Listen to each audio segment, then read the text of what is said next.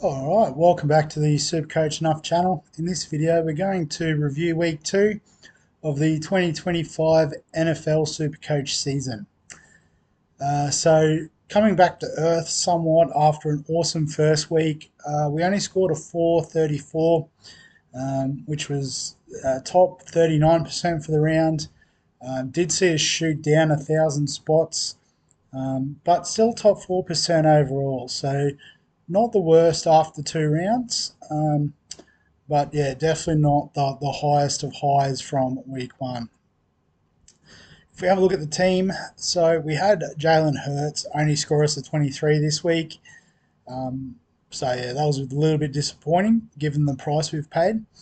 McCarthy on our bench only scored 9 before going off with an injury, so may miss a couple of weeks. But I don't think he's a trade out. He has looked pretty good when he's fit. And I think, he'll slot straight back in once he is available. So I don't think he is a priority trade this week. The running back room, going big in the running back room continues to pay dividends. Saquon with another 32, master of consistency. Bijan with the 36, CMC with the 39. With all the injuries there at San Fran, I think he is a lock. And Devon Achane with 44 in what is a struggling Miami offense. So I think he's a pretty handy option as well. The cheapie, so Ashton Genty only getting 11 points this week, and Omarion Hampton with just a 5-point return. So a bit of a cause for concern there if you've got Omarion Hampton as a cheapie. In the wide receiver room, so well done to those who kept the faith with Jamar Chase. He scored 59 points this week.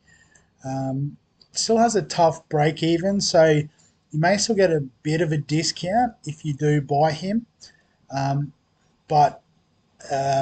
if you don't buy him this week. But, this is why we paid up for him. He is capable of those sort of scores.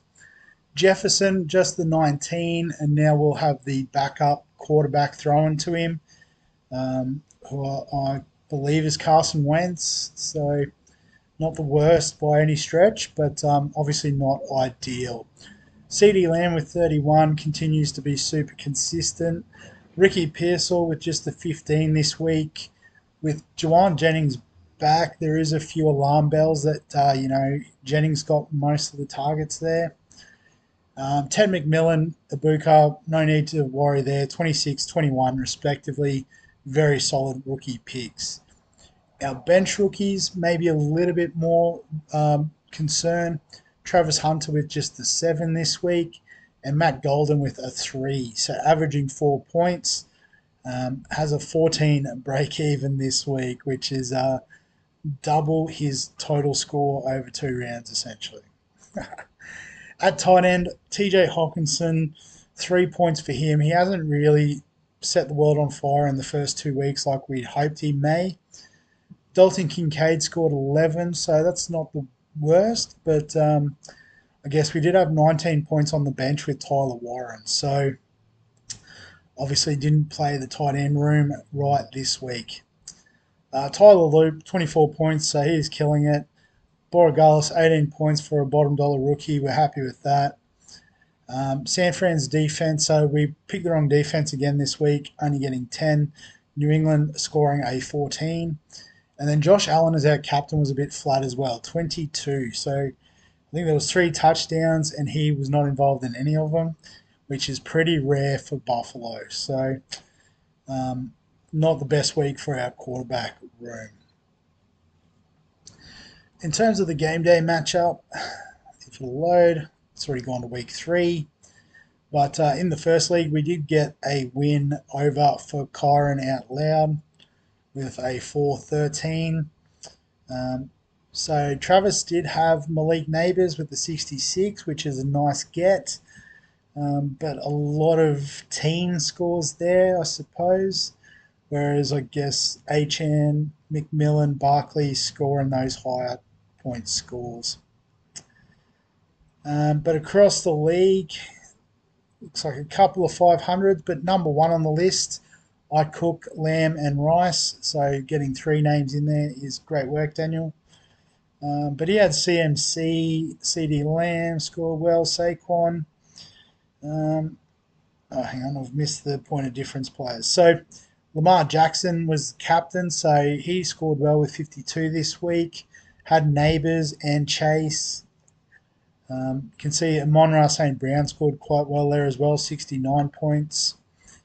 So well done there, guys. And in the second league, I did get done by Wacko Jacko, who had Lamar, so 52 points there. Captain Saquon, so that was still better than Josh Allen as the captaincy. Tyreek Hill was okay with 27. Trey McBride looks like he probably will be tight end one. 21 points this week. So I had Brock Bowers play as well, which was all right. But top scorer in this league looks like Run CMC. That's actually a pretty clever name. Well done, Kai. With a 480, he captained Lamar. Had Puka Nakua with a 47. Had Saquon.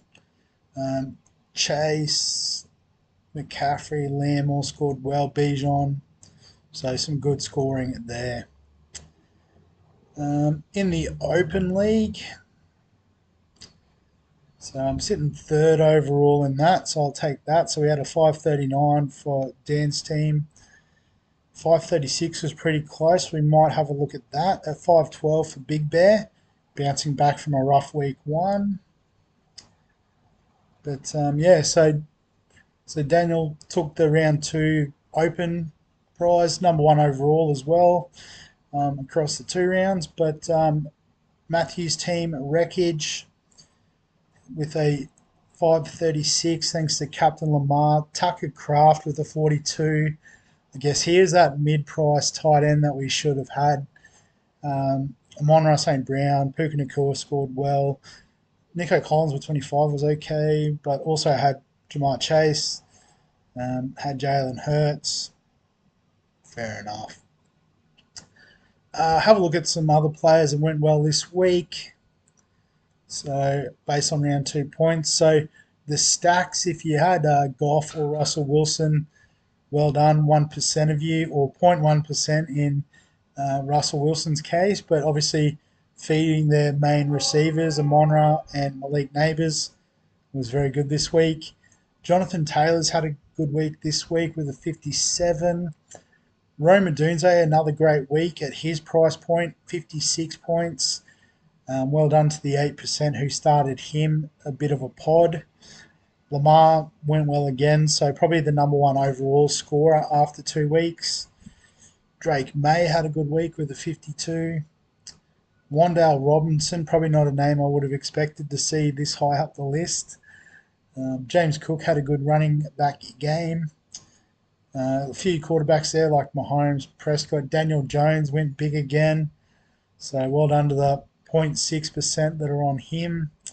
Braver than me, that's for sure. Brandon Aubrey, if you paid up for a kicker, which 15% did, he dropped 64 yards, punt, field goal. I'll get the terminology right. Mac Jones was a handy replacement for Brock Purdy. Don't know if he's got the timeline to consider as a potential cheapie. Javonte Williams is going to be very popular as well, averaging 40 off the first 2 games at just 8 million. So we'll have a look at some break-evens. So Odunze features highly. Number one, in fact, with a negative 41 alongside Ibuka.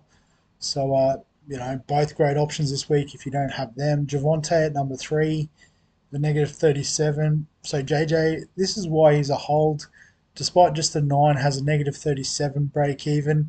This will stunt his cash gen a bit, but once he comes back from injury and gets a few games, he'll generate that cash that we're after. Schrader, the Indianapolis kicker, probably number one kicker at the moment with a 34 average. I don't know how sustainable that is, but well done if you're on him. Troy Franklin's an interesting one, nice and cheap, 39 this week, So it has a negative 31 break even. If you need a downgrade, could be the one there at wide receiver. Hunter Renfro, so scored 40 this week, but coming off a 4 in week 1. Don't know if that's the best pick. Dylan Sampson was slightly down this week with 18, but nice break even if you need a cheap running back. Diami Brown looks like he could potentially be wide receiver 2 there at Jacksonville. So at 4 mil, yeah, it's an interesting pod option. Sly, a bit expensive for a kicker. We'll make some money, but I think we want to reinvest our funds elsewhere. Travis Etienne's an interesting one as well. If you don't like Javonte Williams, similar price point. Seems like he's got a similar dominant role there at Jacksonville. So it could be a bit of a moneymaker there as well. Daniel Jones, again, if you're brave enough, could be a super pod. Jalen Warren's an interesting one at the price. Tyler Warren, if you don't have, I think is must-have. Tyquan Thornton, so near bottom dollar running back, is that sort of elite X option, upfield. So it's sort of high risk, high reward. He will get only a couple of targets, but they'll usually be quite deep targets, so that can multiply very quickly.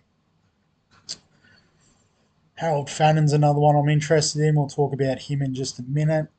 Imanol is a cheap wide receiver worth considering. Bill, with the Austin Eckler injury, could become more relevant, but only scored a 3 this week, so his cash gen won't get away from you too quickly. Quentin Johnston's another sort of option as that deep ball threat, but at 12 million, it's quite expensive. And Zay Flowers, probably copy and paste what I just said. Tootin's moved up the depth chart there at Jacksonville, so it could be a cheap option. Cam Scatterbo looks like he's actually number 1 RB there at New York Giants, so potential there. Juwan Johnson's got a bit of potential to make some cash. After that, I think we've covered enough options with those guys. But in terms of my team this week, this is the week the prices will start to change, so we'll probably be using a boost. But the 2 trades I'm definitely locking in is we're trading out of Matt Golden and we're going with Rome Odunze. So obviously we'll make some money, but is also a playable option, I think. So get the best of both worlds there with Rome. And the other trade is TJ Hawkinson out. And we're not chasing the points from last week with Tucker Kraft. We're going to go with Harold Fannin. And that's mostly to basically park him on the bench while he makes us a bit of good cash, and we'll bring Tyler Warren onto the field. So it does give us 6.5 mil, and I think we do want to use that cash. But there is a few different ways we can go about it. The first option is we just get rid of Hurts and go with Lamar Jackson. So lock in that high floor that Jackson is going to provide us. It's looking really good this season. Has all the weapons around him. Jalen Hurts. The passing game hasn't been as convincing to start the season.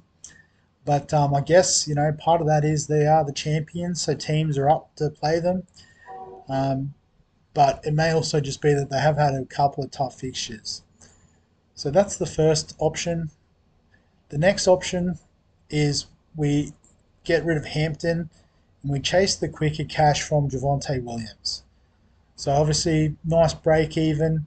He's got the great role. He does have the ability. It's always just been that he's been a bit injury prone is why he hasn't been the most fantasy relevant option. So that's the second option. I guess it does tie in a bit of cash on the bench because when you look at our running back room, he's not exactly playable.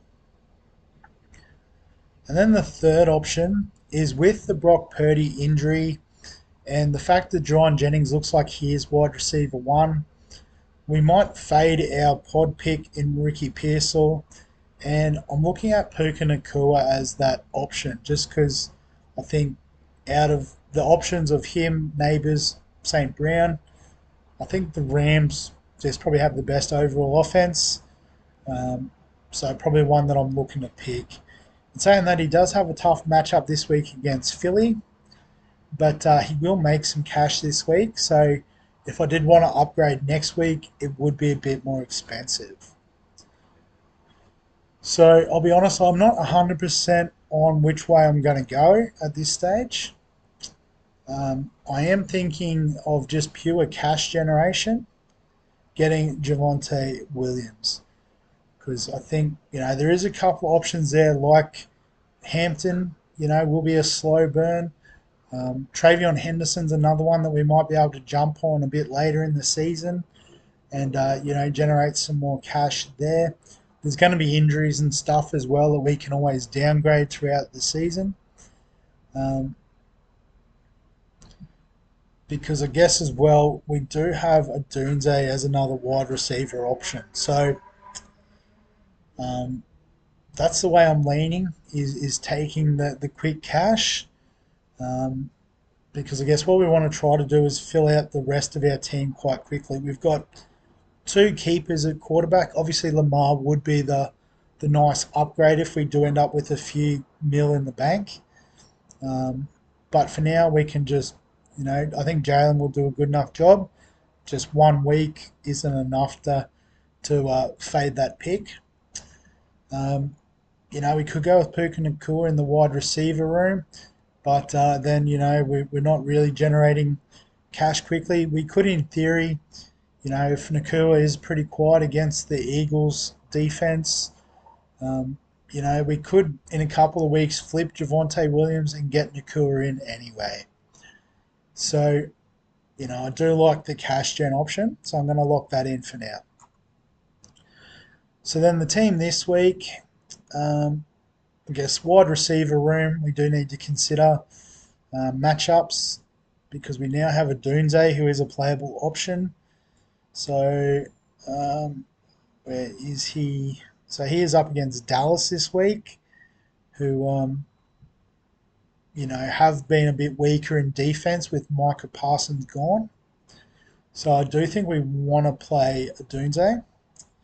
It's got to work out for who. So the Jets defense didn't look that crash hot against Buffalo, albeit Josh Allen didn't throw a touchdown pass. So that's something to be mindful of. Carolina play Atlanta at home. So it's not the worst matchup. San Fran have Arizona at home as well. So, is Pearsall a lock? I'm not too sure. And I guess we do have Jacksonville as well up against Houston. So I think Hunter's okay just sitting on the bench for now. So I'm thinking it might be a Buka sits out this week.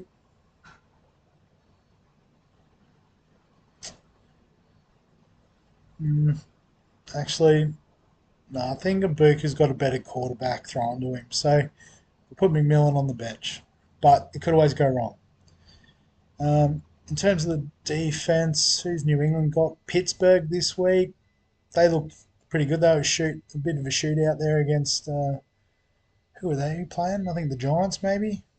Can't remember, but I know they scored a lot of points. So might stick with San Fran, and then we might be able to use a loophole this week. Albeit we do have a non-playing option with JJ McCarthy with the injury. So that's worked out brilliantly. Josh Allen, a VC against Miami, could be a good option. And then we've got Jalen Hurts up against the Rams. So I think we stick with that. Could look at Chase back in a bit of form up against Minnesota. Yeah. Saquon, CMC, potential captains.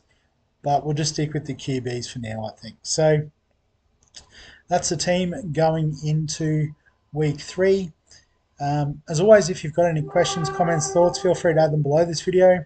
Give us a like if you enjoy the NFL content. Subscribe for all the fantasy sports content on the channel. And other than that, we'll catch you in the next one.